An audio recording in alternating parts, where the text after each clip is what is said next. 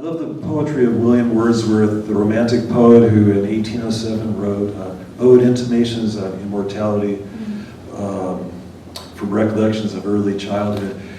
He was a contemporary of Samuel Taylor Coleridge, and he was a great nature lover.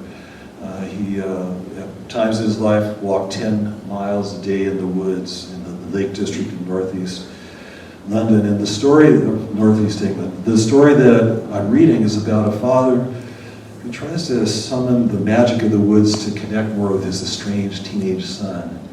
And to get in the mood, I'm going to read just a couple of lines from Wordsworth's poem that I mentioned that I think are very beautiful, and then move on to my story.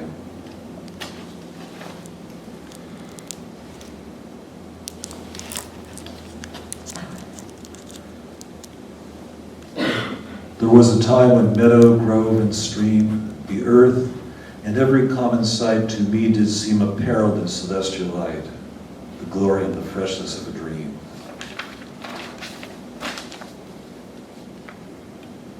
I hear the echoes through the mountains throng, the winds come to me from the fields asleep, and all the earth is gay.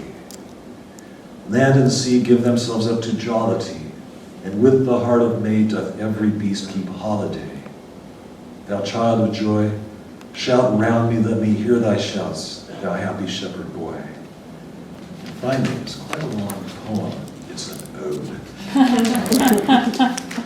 The last few lines will echo at the end of my story.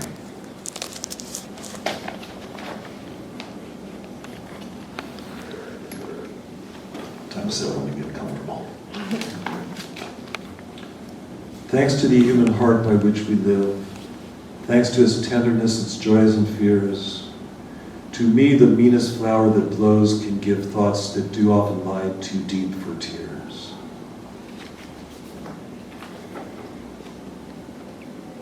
Woodsman. It was your idea to go camping, snapped the dad on a winding back road in search of a campground. He wiped perspiration from heat and embarrassment, braced for the retort. No, it wasn't. The boy's sour glare darted the man's chest. The dad smiled grimly with comprehension that consoled little for his foolish reliance on a sketchy downloaded road map. Your mother said you wanted to go camping. She was wrong, son declared as if licking a gnat. Years before, with a plastic bat fresh from Toys R Us, the boy had swatted ball after ball while his dad, attaboyed, at the machine-like consistency of his son. 15 now, he still murdered the fat ones. He set his chin on a grasshopper knee, gazed at the sunlight that stroked through the redwoods. No, she wasn't wrong, the dad braved.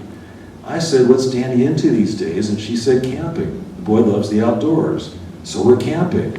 We are, the boy chortled, as they rounded yet another shady bend.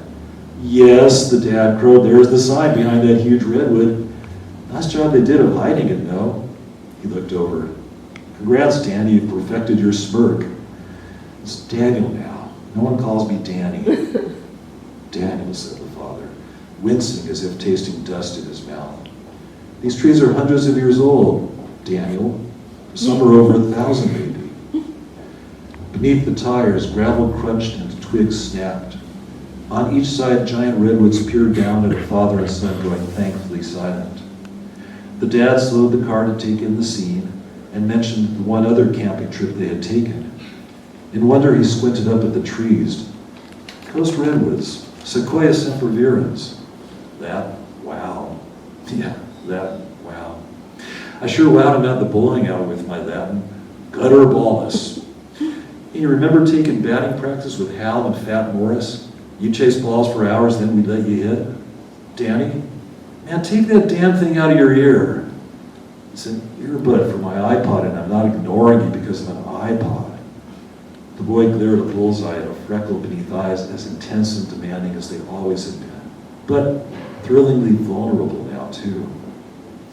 The dad's beset gaze appealed to the treetops. What a spot this is. I reserved it 5 months ago, and I'm glad I did. Planning ahead, that's the key, Danny boy. That's you, Keith, man. Keith, Danny? Danny. The boy's murmur fell just below the dad's sonar. The dad crunched to a stop at the campsite against a rough-hewn timber, cut the engine, clamped the wheel, gritted his teeth and stared at the dash. Look, Daniel, you're not calling this guy your mom married. Tom? Yeah, you're not calling. Daniel stretched a flat smile and glanced at his father. When had the harsh white crept into his beard? When had the eyes darkened? When had the man shrunk? With a smile that asserted some secret higher knowledge, the boy slipped the earbud into the ear that was away from his dad and dialed up the volume, then stepped out into the simmering heat. He measured nearly 6 feet tall when giraffing his neck against the door jamb at his mom's house, and like a sapling he full-faced the sky, closing his eyes to allow the sun's warmth to saturate his face and radiate out to his ears and down his neck, his smile blossoming in the light. The dad approached from the rear to ask for help unloading the truck. The boy, unaware, pressed his palms together and shot long arms upward, then separated them in controlled slow-mo like clock hands sweeping in opposite directions. The O formed by his father's mouth uttered no reproach, and the man watched in wonder as his son communed with the woods via yoga forms that reached for the sky, waved to the clouds, drew wood sprites from hiding in the tall ferns of a nearby grove and in the high branches of the redwoods themselves. Then the boy, still a novice, crooked a leg to nearly horizontal as his 21-year-old stepbrother had taught him, lost his balance, and staggered. I don't think I could do that, the dad chuckled. Not the following, I mean the other. The boy grimaced at the mention of the stumble, and his dad resumed unloading alone. The man spread the new tent flat on the ground and scattered stakes at the corners. The boy ambled up. Good spot, said the dad, as if allowing his son to listen in on adult conversation. Nice flat ground, pretty smooth, and a view of the firing in case we get bored. Sure, the boy mumbles, fine. Encouraged by his son's approval, the father turned to him. It takes 4 hands to build this thing, D. Good thing you're such a tall son of a gun, you can hold up the center while I bend the poles. How'd you get so tall, anyway? The dad reached for his son's cheek to pinch, but the boy jerked away and twisted a smirk of pained discomfiture and aversion, just as his father had feared he would. The boy grew conscious of the picture postcard families and happy late-teen couples in nearby campsites, and avoided looking at them lest they notice him, there, in his skin, on the earth, with his dad.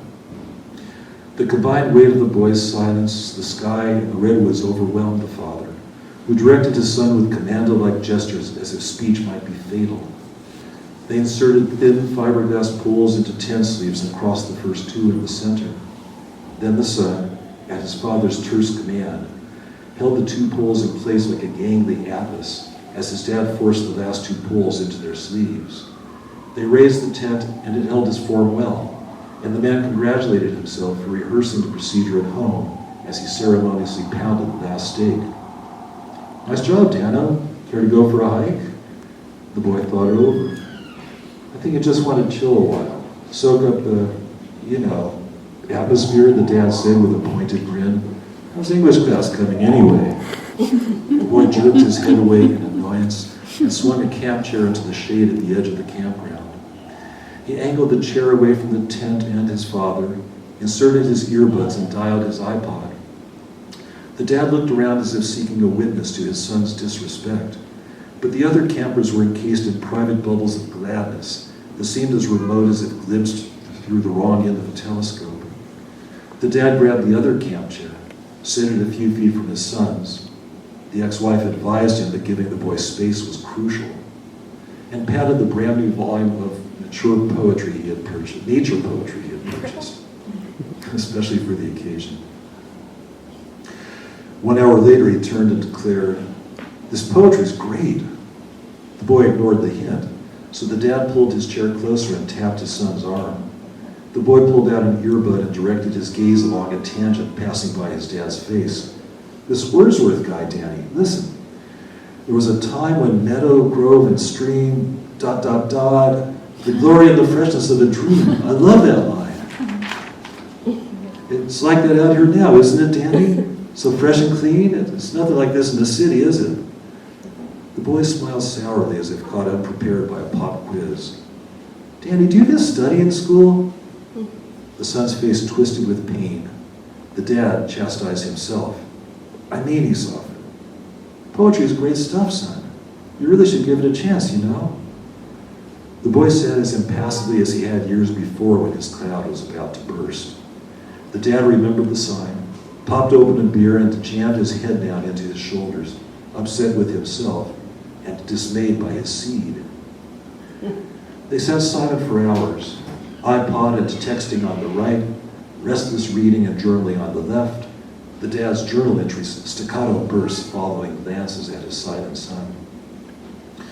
The shade of night felt cool and sweet, and mosquitoes lighted, and the dad swiftly produced a can of mosquito spray from an overstuffed box of camping supplies he had purchased that week. He sprayed his wrists and rubbed them together, then reached a damp wrist towards his son's neck and pressed it against skin as honeyed in hue as pastry crust and sweet-smelling from the sun's warmth and a glaze of dried sweat.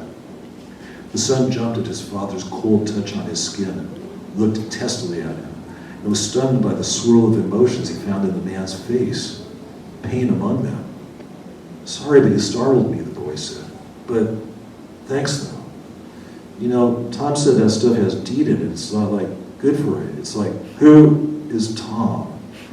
The man has been raising me, the son told himself, pronouncing the syllables in his head as distinctly as a courtroom indictment. Well, he offered, this stuff's a lot better than nothing, that's for sure. He shook the can and looked up at his dad with an effort to reconstitute the trusting gaze of childhood. How do you... The father mistrusted the malformed gaze. Like this, he said warily, rubbing wrists together and applying the spray to forehead, cheeks, and neck. Watch your eyes and nose or you'll mess yourself up. The son complied, then watched his father for further instructions. Hey, let's build that fire now, what do you say? Why don't you go gather some twigs for... He gazed into the redwoods with pioneer eyes and located the elusive word, kindling. The son discerned that his dad had finished issuing instructions and tromped over to the fringe of the wood to pick up handfuls of small branches and twigs, free of moss as his stepdad had taught him. His father built a crisscross structure of fire logs and gestured vaguely at his base. The boy squatted and poked twigs through the openings, taking care to allow room for ventilation. A teenage girl the next campground over set interested eyes on the boy. The man proudly followed the girl's gaze to his son. Want to light it? The dad asked, nodding at the impressive structure. The son shrugged ambivalently, noted the disappointment in his father's eyes, then reached compliantly for the proffered lighter. Beneath his father's gaze, he knelt and probed the structure's orifices until burnt orange flames rendered a castle on fire. Reminds me of that jack-o'-lantern we carved last. The dad choked off the sentence. It was his 14-year-old stepson with whom he had carved. The boy whirled like a bitten feral cat and perceived a blurred impression of the glowing smile of the girl at the next campsite. He set eyes rich with teen curl upon her, and she smiled back. Danny? The man looked up from his haunches at the profile of his son's jaw and cheekbones. They were hardening fast, but were not yet a man's. Let's eat. He approached his son, but his son couldn't hear, so he tapped him on the shoulder and the boy jerked away. The dad pantomimed, "Take out the earbuds," and when the boy did so, the man added, "I've got your favorite eats," in the coaxing, come up out of the basement tone that had worked well years before. Footlongs. The boy snapped his gaze at him. Man, I told you I don't eat animal flesh. The unexpected intensity of the reply knocked the dad's head back and upset his balance. He stumbled backward and tripped on the unused fire logs and fell down backwards into the fire ring, collapsing the wood and sending showers of sparks sizzling upwards. With a howl, he rolled out of the pit and desperately ground his back into the dirt to stifle the embers nipping his back. When he finally stopped wriggling, the boy stood over him and reached down his hand to help his dad up. But the man ignored this and panted from flat on his back. Stop, drop, and roll, Danny. Remember that if you're ever on fire, you've got to deny oxygen to the fire. Looking down at his father, an overturned turtle dispensing advice. The boy fought the impulse to laugh, but did not fight it hard. and quickly succumbed to a giggle that grew into full-throated laughter, ringing orange and black like sparks in the night. The night had changed from purple to coal black, and the boy's laughter transformed into whimpered convulsions of sorrow, elation, freedom, and fear. He turned his gaze to the girl in the next campsite. Her face had darkened in dismay at the discord, and she sat down in a camp chair next to her parents, with her back to the boy. The father set to rebuilding the fire, but the logs were nearly spent, and a poor blaze resulted. He rounded his back and bent over the fire and munched defiantly on a foot-long hot dog, then a second, then a third, while his son chomped sullenly on a bun stuffed with onions and relish. The night sky deepened, the soft chatter of melancholy guitar chords at nearby campsites diminished with the fires, and the stars shone cold and silver. The boy raised his eyes to the multitude of stars, drew a draft of cold air and shuddered.